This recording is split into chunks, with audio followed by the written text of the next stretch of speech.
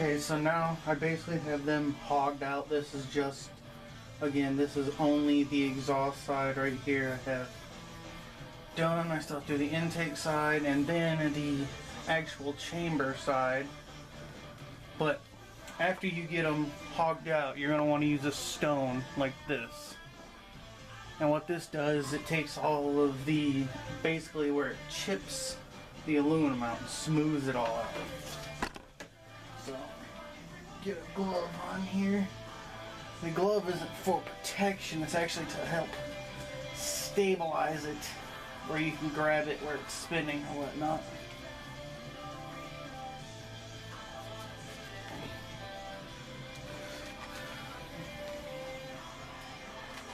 Of course.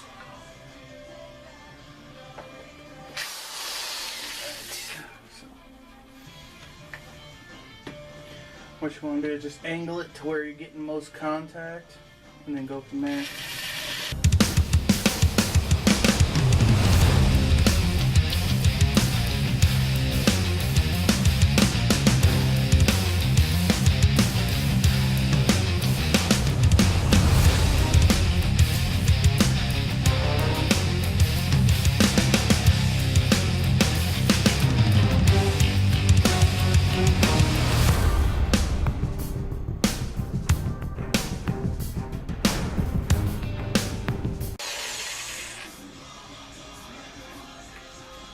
Alright, now I'm going to show you. That is not for grinding per se, that is more of a smoothing stone. So, let me see here, I'm going to flip my lens around. Right. So, focus, focus. There you go. Now you see how chunky and rough that is?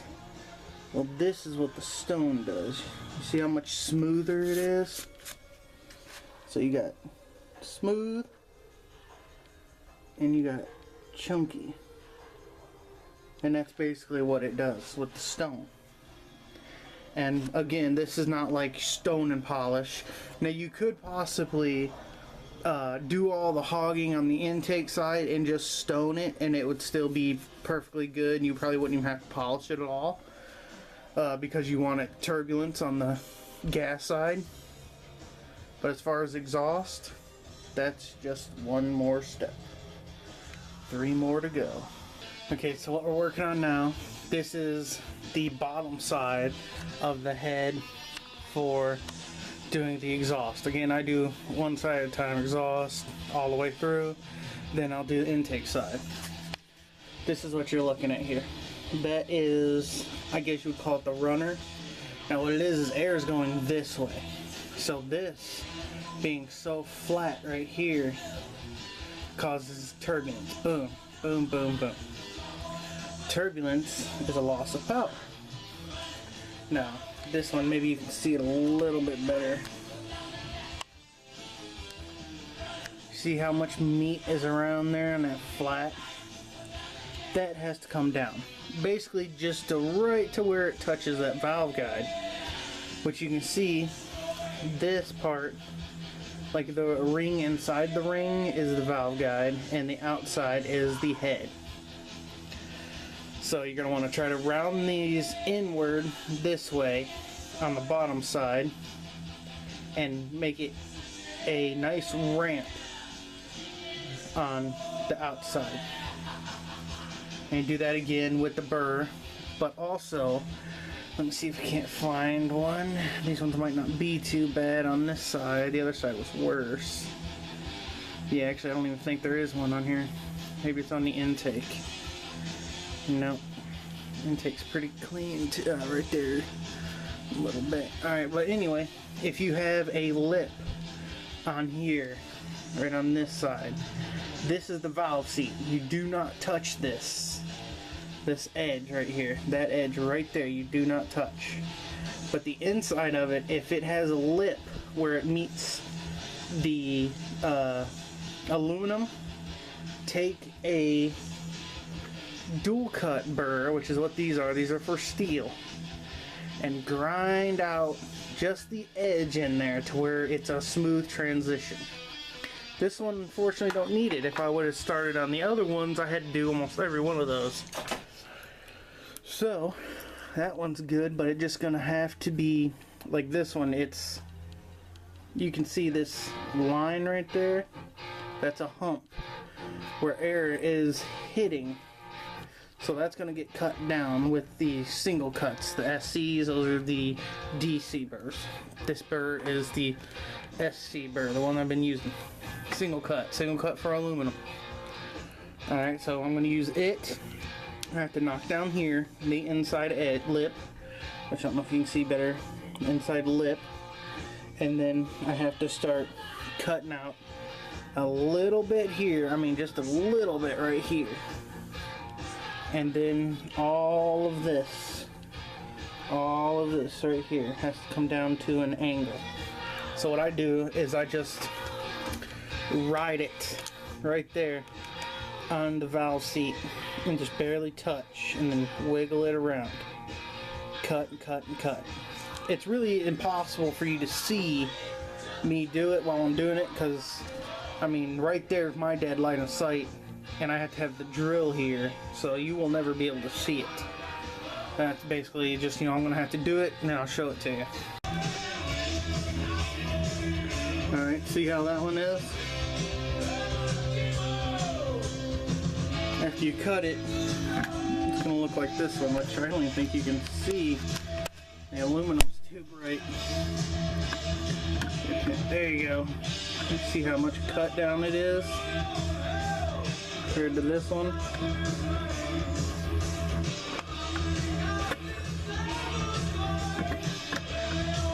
Lots of meat comes out of there.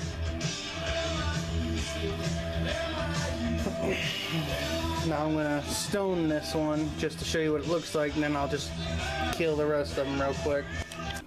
That's after being stoned. There's still a lot to do with the cartridge rolls. That's gonna come later, but it's a lot more out of there than that.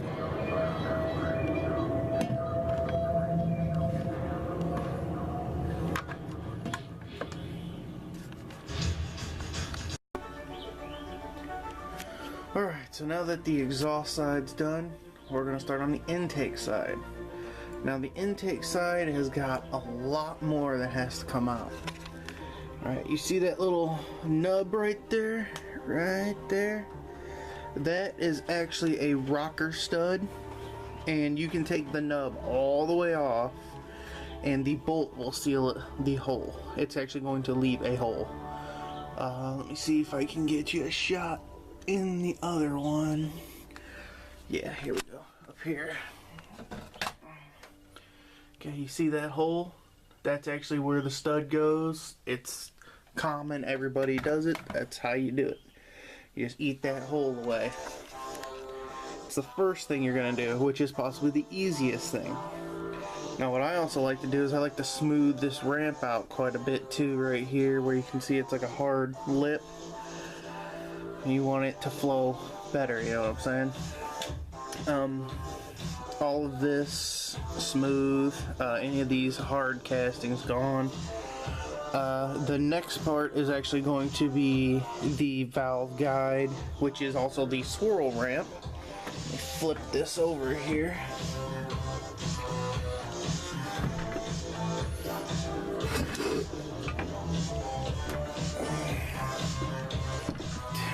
The balancing act. Here's the swirl ramp. Focus there. Yeah, there you go. And as you can see, there's a lot of meat that can come off there. You gotta get it close to the valve guides. And then you also can take down that right side, right there. The right side ramp. It's actually kind of hard to hold this to where I can get the light on it and the camera at the same time, but you gotta knock that swirl ramp down quite a bit, smooth it out, just like the exhaust side. But that's all that has to be done to this side. Now, another thing, let me see if I can't remember anything else that we had to do here. I don't believe it was that much you actually had to do to this side. to make it like perform a lot better. That's about it. Now, just like before, I'm going to use my barrel burr single cut for aluminum.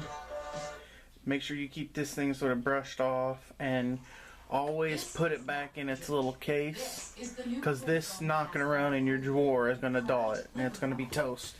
And these things, well, these ones are cheap, but they work great. And if you actually went with like a super high dollar one, these things can be anywhere from 20 to like 60 bucks a piece. I think I paid $11 for this one off eBay, which, you know, actually you guys paid for that from watching, and I used the earnings from that to buy these tools. So thank you guys. So I'm gonna put my little polish under here to hold it up. Let's see if we can't get it under a good spot. There. So that way it won't fall down. And I am going to start with the rocker stud. I'm gonna knock it out. You can see it there, but you won't be able to see it when I'm doing it, because, you know, the drill's gonna be, well, actually you might be able to see it a little bit. But that's what I'm gonna knock out. And from that point, I am going to do this little ramp right here. Get it nice and smooth. I'm also going to see if I have some old intake gaskets, because I actually had to put the ones for my motor on my truck. So I might have to see. I think I kept the old ones just for port matching, but I'll find them and see if this can come out any further to make it, you know, breathe in more, because I want it to match. I know the gaskets match the intake almost perfectly. So if these are a little shorter, I want to open them up just a tad. I know they don't come open much. So let me see if I can't find them before I even start porting. We'll gasket match first. So after looking, I didn't really open up this any. This is all basically the way it's going to stay. It's all just about knocking these side humps down, smoothing them out a little bit, rocker stud, and the swirl ramps. So now that it's jumped up to 1,000% humidity, it's been raining on and off. Let's pour it out. Let's get this rocker stud out of the way. We're gonna knock this down just a hair, and we'll go from there.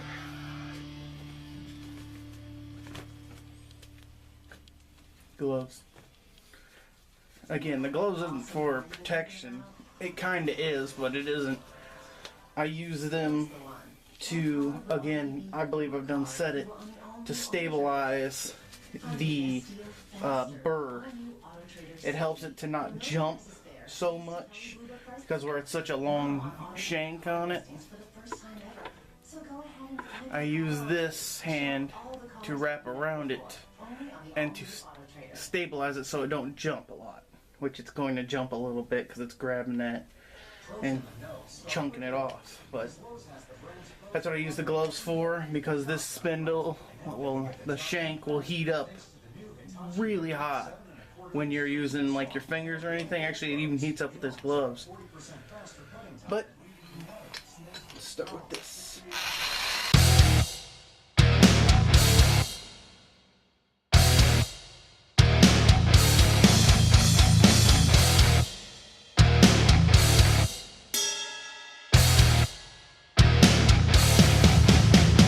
You can done see already. You can probably see without me even zooming in, it's chunking quite a bit off. I'll show you before and after once I get it there. Once I get it to the point where I can show you before and after. But what I'm going to do is I'm just going to go at it now. Turn it back on after I get it there, because, you know, my head's going to get in the way trying to see in there real good. So I'm just going to hit that, go at it pretty hard. Now I'll show you after I'm done.